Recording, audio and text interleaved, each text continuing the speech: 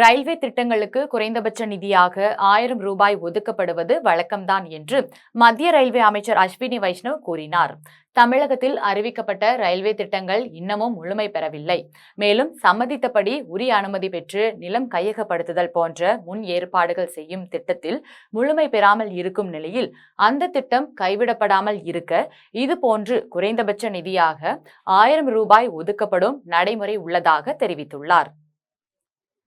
2024 நிதியாண்டை பொறுத்தவரை தமிழக ரயில்வே திட்டங்களுக்கு இடைக்கால நிதிநிலை அறிக்கையில் ஒதுக்கப்பட்டதை விட குறைவான நிதி பொது நிதிநிலை அறிக்கையில் ஒதுக்கப்பட்டுள்ளதாக தமிழக முதல்வர் ஸ்டாலினும் சில தமிழக ரயில்வே திட்டங்களுக்கு வெறும் ரூபாய் 1000 மட்டும் ஒதுக்கப்பட்டுள்ளதாக மதுரை மக்களவை உறுப்பினர் சு வெங்கடேசன் உள்ளிட்டோரும் கண்டனங்களை வெளிப்படுத்தி இருந்த நிலையில் தமிழக அரசின் இயலாமைதான் காரணம் என்று மத்திய ரயில்வே அமைச்சர் அஸ்வினி வைஷ்ணவ் தனியார் நாளிதழ் ஒன்றிற்கு அளித்த பேட்டியில் குறிப்பிட்டுள்ளார்.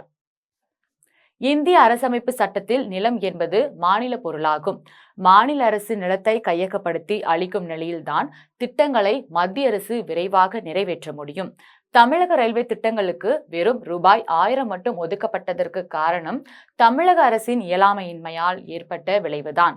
தமிழக அரசு ஒரு அடி எடுத்து வைத்தால் மத்திய அரசு 2 அடி எடுத்து வைக்கும் என உறுதியளிக்கிறேன். விவரத்தையும் பட்டியலிட்டார். திண்டிவனம் செஞ்சி திருவண்ணாமலைக்கான 71.33 கிலோமீட்டர் புதிய ரயில் பாதைகளுக்கு ரூபாய் 1400 கோடி செலவிட அனுமதிக்கப்பட்டது.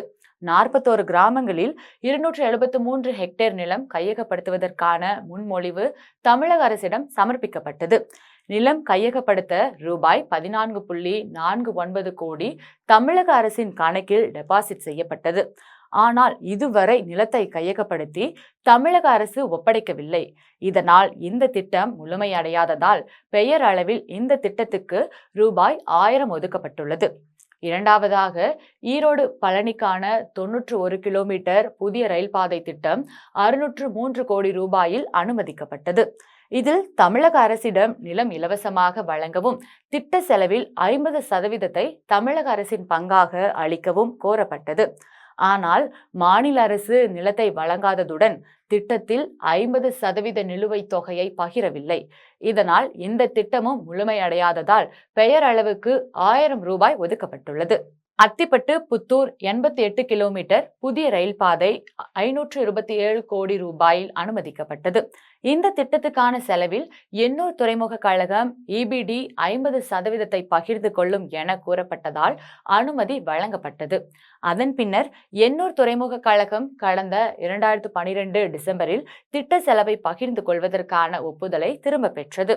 இந்த திட்டம் 50% செலவை பகிர்ந்து கொள்வதன் தேவையின் அடிப்படையில் நிலுவையில் உள்ளது. எனினும் இந்த திட்டத்தை தக்க வைக்க பெயரளவுக்கு 1000 ரூபாய் ஒதுக்கப்பட்டது.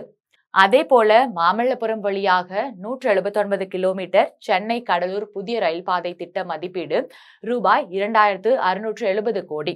இந்த திட்டத்தில் தற்போதுள்ள விழுப்புரம் புதுச்சேரி ரயில் பாதையில் புதுச்சேரி கடலூர் இடையே உள்ள ரயில் பாதைகளை இரட்டை பாதையாக இணைத்து செயல்படுத்த 2015ஆம் ஆண்டு புதுச்சேரி அரசு கோரிக்கை விடுத்தது.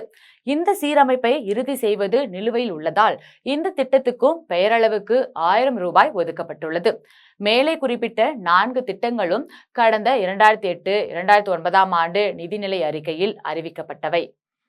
ஸ்ரீபெரும்புதூர் வழியாக சுமார் 60 கிலோமீட்டர் தொலைவு ஆவடி கூடுவாஞ்சேரி புதிய வழித்தடம் 2013-14 நிதிநிலை அறிக்கையில் சேர்க்கப்பட்டது.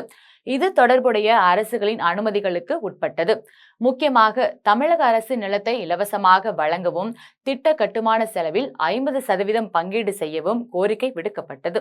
இந்த திட்டத்தை தமிழக அரசு இறுதி முடிவு செய்ய வேண்டிய நிலையில் நிலுவையில் உள்ளது. இதனால் இந்த திட்டத்துக்கும் பெயரளவுக்கு 1000 ரூபாய் ஒதுக்கப்பட்டுள்ளது. உண்மை இப்படி இருக்க மத்திய அரசை குற்றம் சுமத்துவது என்பது பொறுத்து கொள்ள முடியாது என்றார்.